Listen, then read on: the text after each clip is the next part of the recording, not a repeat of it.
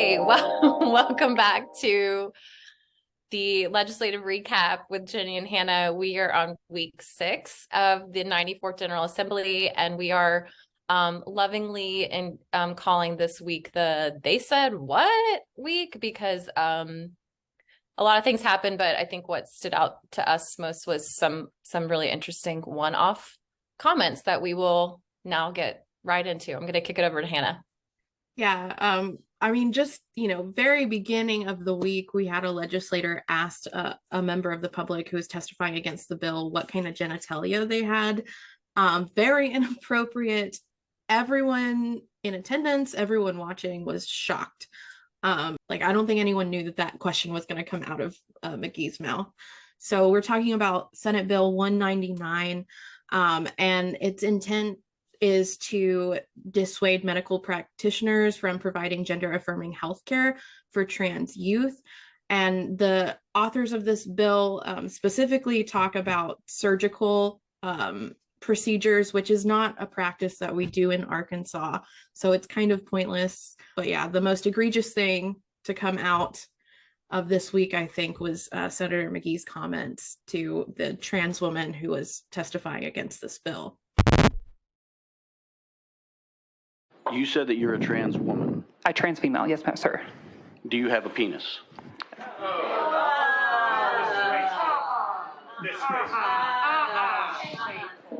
That's horrible. Yeah. You're the one that brought that into the discussion. Yeah, it was really appalling, and that vulgar moment rightfully went viral. If you Google Senator Matt McKee, M-C-K-E-E, I believe is how his last name is spelled, and let Google do its work, you will instantly see the reach of his comment or his question. And it was a very just disdainful moment for the Senate Judiciary Committee. People in the audience reacted with kind of, a lot of groans and "are you kidding me's?" And, so far, we really haven't heard anything from the Senate based on his actions, but a lot of people believe he should be censured for asking that. But yeah, let's talk about the merits of SB 199, this medical procedure bill. It would create strict liability for a medical procedure. Hold on just a second. Alexa, stop. Why was the music playing? I don't know. We can leave that in if we want. It doesn't matter. So it would create strict liability for minors that receive this type of medical care in Arkansas. And that is important because a couple of reasons.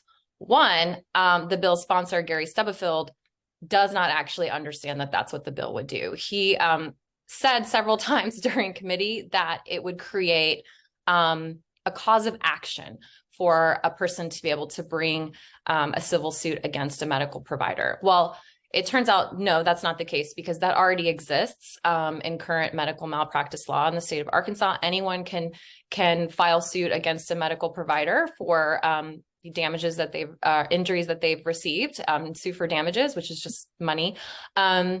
So people already have that avenue. This does not create an additional mechanism because that mechanism already exists. What this does do, and what apparently the bill's sponsor is confused by, is creating this strict liability, which basically just means that so long as someone who receives this medical care, if they decide, hey, this injured me, they can sue, and all they have to prove is damages. And this is a big jump from medical malpractice standards in Arkansas, where the burden of proof is really hefty for a plaintiff. They have to kind of go all out, for better or worse, to prove that they have been injured by particular medical procedures or treatments. This would kind of pluck just gender-affirming procedures out and throw it into this entirely new category that doesn't exist for medical procedures in the state. So it would have broad implications for people performing these types of procedures, or people who will perform these types of procedures in the future. As Hannah noted, these surgeries are not being performed on trans youth, but according to discussion in Judiciary Committee, this could be applied perhaps to hormone blockers or oral prescriptions. So there's the potential that doctors who are doing this kind of trans healthcare for our kids could maybe not do it in the future because they might not be able to afford a particular malpractice policy, or they might not be able to get a policy altogether because of, if this law goes through, insurers might not even offer malpractice insurance to these providers. So really the intent of the bill is, as Hannah said, to dissuade providers in the state doing trans healthcare to not actually do trans healthcare, which is really unfortunate. This is just another component of this overarching attack on, trans people in the states and their right to live a happy, healthy, whole life. We talk a lot about local control in this state. What's more localized than a decision between a person and their doctor, a parent and a child? And so this is definitely sad to see. We've heard that the bill has been amended to cut the statute of limitations in half, but so far has not dropped in the Senate, but we'll keep you updated once it goes for a vote. Yeah, and I'm sure we'll have some more, what did they say, moments when it does actually reach the Senate floor. Anyway, before we move on, I just want to say a big thank you to everyone who came and spoke against this bill, especially since it's such a personal issue. And a big shout out to Senator Clark Tucker, who was relentless and really, really pushed the attorney general's people who were there testifying with the sponsor to their limits. It was very obvious that they were not prepared to answer hard questions. And I really appreciate, Clark Tucker on a Monday morning giving them all he had. So anyway, we'll move on. The next thing we want to talk about is the maternity leave bill that Pilkington pre-filed before session even started. He's had it in his head to get this done since Roe v. Wade. Basically what this bill would do is force employers who offer support for an employee who might need to go out of state to get abortion care. It would then force them to pay a 12-week maternity leave, which is great. Maternity leave is great. We support it. What we don't support is bullying businesses for doing what they think is right and for supporting their employees. If we want to do a maternity leave bill, we should do an all-encompassing bill that is not targeting people who are trying to help their employees. Yeah. And something that I thought was really effective was Representative Andrew Collins spoke against the bill and made a great argument, not wading at all into any kind of reproductive care messaging, but stuck to how this is really just government overreach for our businesses. Like, isn't it a conservative principle that we let business do business and we don't mess with their affairs? And he asked the question, hey, should we be telling businesses what they should do with their finances? I don't really see how this bill will have solid legal footing. But then again, that's also problematic when we pass bills that we know are going to get challenged in court because the taxpayers foot that bill. So this is frustrating. It's clearly punitive. Representative Pilkington did make a big deal about it at the end and got really into the, pro-life extreme rhetoric and said that, he wants businesses to be punished for paying for babies to be murdered. So that was dissatisfying. So now this bill goes to the Senate and we'll keep you updated. Yep. He got pretty graphic. He said graphic. What? Yeah, he said what? I'm not even going to repeat it. It was pretty gross. He said what? That's the theme of this week. He said what? So also they said what? They did what? House Education Committee said no to having accountability for private schools that would accept public money for vouchers. Also a disappointing thing where there was a lot of they said what moments. Representative Jim Wooten, we've talked to him last week and have told you about his bills, one of which would have required private schools to accept any student applying with vouchers. Again, vouchers are just public dollars kind of redirected so kids can attend private school or homeschool. And this bill would have required those schools accept any student applying with vouchers, and would have also required an annual state approved assessment test for these students applying with vouchers. He had a really great argument for it just being about accountability. So if we're empowering parents in school choice, like, let's mean what we say and let's compare apples to apples. And the only way to do that is by taking test scores from public schools and comparing it to the same test scores from private schools. But private schools, as many know, do not have to provide the same testing. They don't have to provide the same accountability as public schools. Unfortunately, this bill was defeated 12-5. It had bipartisan support, but the majority of the House Education Committee voted it down. And, there was a lot of pushback on like minor details of this bill that could have been addressed in an amendment, but it was very clear that the majority of House Education just did not want this bill to move forward, because school choice ultimately is not actually about empowering parents. It is about subsidizing private school tuition, honestly, for wealthy families. Because if it were about school choice and parental empowerment and giving kids an option to leave a failing school, then private schools would have to accept those types of kids that apply to their school. And the majority of House members who are Republican, they rejected that and they said, no, we shouldn't be telling private schools what to do, which is really them showing their hand that this is about elitism, unfortunately. So they said the quiet part out loud during House Education, and now this bill will move to the floor if it didn't get there already today, and I just haven't checked. I don't think it happened. I don't know. Okay. I'm not 100% on that, but I don't think it was there. Don't yell at us if we missed that, because we're recording early today because I'm getting on a plane later. So along the lines of education, we also had a Take Your Teacher to the Legislature Day. Really, it was run by our coalition partners, Arkansas Strong in Education over at Arkansas Strong. But we were happy to support and amplify their work in helping train educators on being the best advocates for public education policy in the state. And we were pumped. They had like 50 plus people that came. There were like a bunch of people from Two Rivers School District, which is in Yell County. And they had meetings with lawmakers in the Senate and the House, and these like breakout sessions with lawmakers. And it was really just a time for these educators to be able to have face-to-face conversations with the people that write the laws and policies that affect their livelihoods.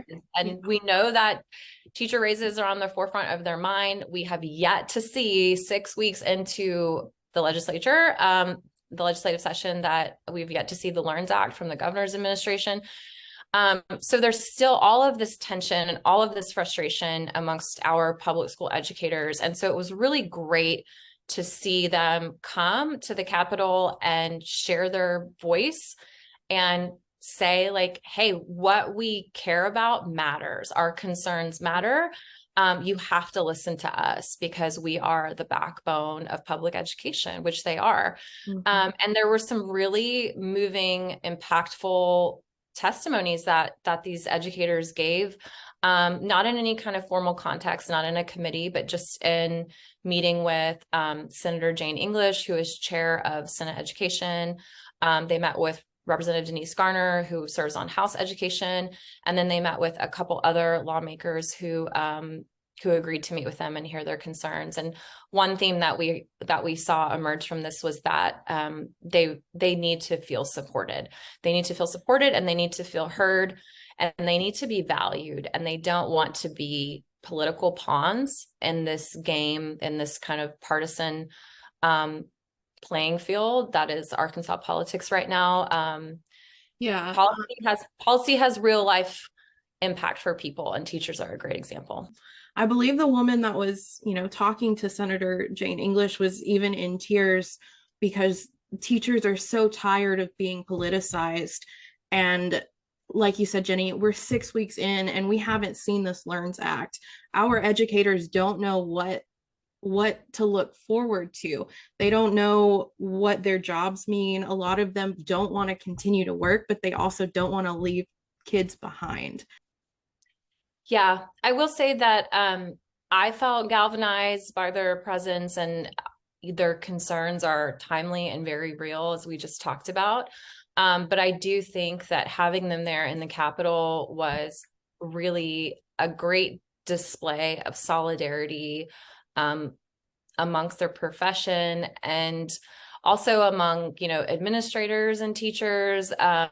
There was some diversity in who was there as far as their role within public education. And I think that going forward, we're going to see more of that. We're going to see kind of attacks from those who don't want public education to have appropriate investment. We're going to see them try to continue to divide administrators rather, and teachers. And really that's futile at this point, because I think everybody in public education space is like all in it together, linking arms. And it's really, really encouraging to see and really powerful. And I hope that that is a model for other issues going forward when it impacts, a large section of our economy or, our profession. So yeah, I was encouraged despite all of the other things that happened this week. It was lovely, and we need to see teachers in the Capitol more. Yeah. But I know they're busy. Right.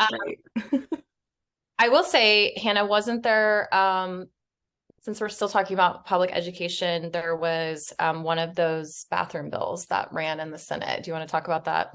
Yes. So over on the Senate side, this is the school bathroom bill. It's a House bill. It's already passed through the House, and it was heard in Senate Education this week.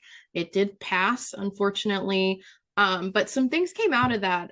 Some interesting comments were made, and they're kind of changing, this is what they do to make themselves feel better, right? But when it was heard on the House side, it was, we have to protect kids. We have to protect kids. We have to protect kids.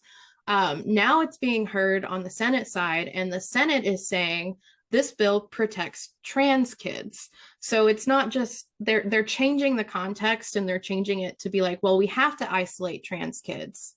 We have to isolate them because that's the only way to protect them.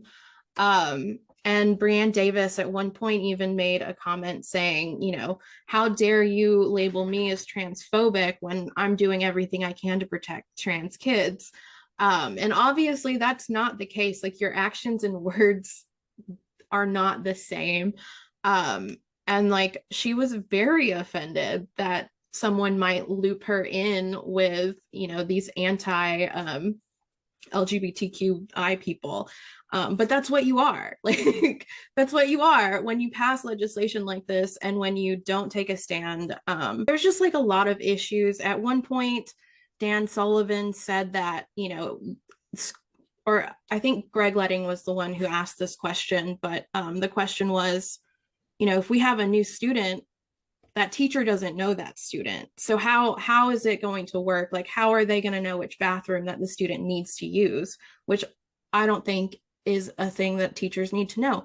But anyway, and Dan Sullivan said, well, it's on the schools. Well, at that point, this bill is not necessary. He's just giving people a reason to sue our public schools. That's the real reason for this bill.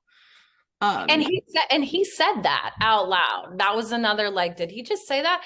Like, he said, which is so fascinating, because Mary Bentley, the House sponsor, the person who brought this bill to the legislature, who has sponsored a lot of anti-trans legislation in the past, like, we know that her rhetoric is, it's about protecting kids. It's about protecting kids. It's about protecting kids. And then it pops over into the Senate, and Dan Sullivan in one fell swoop says, no, it's just so we can have parents sue schools. And that, our friends, is really the crux of a lot of this legislation. Yeah. Which is wild.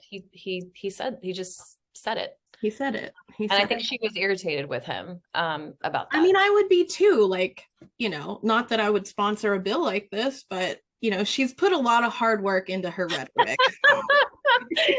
That is fair, Hannah. That is a fair assessment. And Senator Chesterfield agreed. She had asked a question of Representative Bentley, and Representative Bentley said, I don't have the answer to that. And I think tongue in cheek, Senator Chesterfield's response was like, well, you're usually so well researched and prepared. But I think you're right. I think the intent for perhaps, I know we can't know for sure, but it seems like the motivation for Representative Bentley is she genuinely believes that these types of policies will help kids. Whereas we do have a bulk of lawmakers who are like, nah, it's not about helping kids. It's just about being able to sue people and get money. Or being able to boss people around, or being able to punish businesses, or being able to embarrass a constituent in a judiciary meeting. So that's something that people need to know. And then another bathroom bill was filed. It hasn't been heard or anything yet, but this one would basically make it illegal for a trans person to use the bathroom in a public space if there's a child there. A lot of issues with that. Just logistically, a lot of issues with that, firstly. But also, you know, we're continuing this narrative of like trans people are the problem, and that is absolutely not the case and not true at all. Yeah. An update on that previous bathroom bill, the one that we were talking about, Representative Bentley and Senator Sullivan are sponsoring. That one was up for a vote in the Senate today, but got pulled down after some pushback from Senator Jimmy Hickey, who had an issue with some of the language and thought it could be misconstrued as requiring multiple people in a bathroom at the same time. So Senator Sullivan pulled it and said he would amend it. So that one has not yet left the Senate floor. I think that kind of covers it. I know that there is a bill being heard probably right now as we're talking that addresses the citizen ballot initiative process. And it would basically really ramp up the burden to get a citizen ballot initiative on the ballot by pushing up the requirement for signatures from 15 counties to all how many counties are there? 75. That's right. I was like, what was I trying to say? This is what I was trying to say. And taking it from 50% of the people that voted in the gubernatorial election, the prior election, from getting 50% of those signatures in 15 counties to a much higher percentage in all 75 counties. So now this bill will be in Senate state agencies, but don't panic. Because if you're making an amendment to the Arkansas Constitution, which guarantees this ballot process for citizens with these restrictions, or with these requirements rather, you have to, as a legislator, file a constitutional amendment, the deadline for which was last week, which is why we saw all of those constitutional amendments filed at the last minute. And the legislature then votes to pass up to 3 of those onto the ballot for the next upcoming election. And this was not filed as a constitutional amendment. It was filed as a regular bill, which would then make it kind of moot. You can't do regular bills that are constitutional amendments. So I'm guessing it's going to get tossed out of committee, but I'm not really sure. But even if it goes any further than committee, I'm pretty sure it doesn't have a leg to stand on. Other than that, I think we're going to wrap up with some like neither here nor there moments of like, what did they say? I also sat in on Senate today, Thursday afternoon, and there's a veterinary bill that's kind of been going back and forth in the Senate for a while, and also the House. And I just want to point out that this has no bearing on anything, but Senator Stubblefield got up to speak in favor of this bill, but made some disparaging comments about women who farm and ranch and work with cattle. And he said, quote verbatim, "Females don't rope too good. They just don't do good. They just don't rope too good." And like, I take issue with that. There are some people on Twitter who think that I hate farmers because I said that I was confused that Gary Stubblefield, who has a cattle farming background, but no judiciary or, legal background, is the chair of Judiciary Committee. And I said, no, I like our farmers, and I love our farmers, and they do amazing work in our state and support us in our economy. And then yet we have a cattleman disparaging cattle farmers if they are girls. Like Party. he said what? Like, so I look forward to my adversaries on Twitter for pointing that out for their colleague as well, which they're not going to. And I will say that Senator Missy Irvin took issue with that statement and was like, my daughter, sir, is in vet school and can do all of the things that men farmers can do backwards and in heels. And I take issue with that. And we agree. And girls can do anything boys can do. It was like party lines were gone for that split second. Like Linda Chesterfield and Missy were like, no, sir. Yeah, because like that's, I mean, I just don't understand like what was going through his head. Like, why would you need to say that when you're speaking in favor of this? He also prefaced all of that with like, I don't have anything against females, but females, not women, females. Like, like y'all, come on. So if you know how to rope and ride and you're a female, please let us know and we'll let Senator Stubblefield know. Neither here nor there, but worth I think. Yep. Anyway, it's been a week, y'all. It's been a week. And we keep going.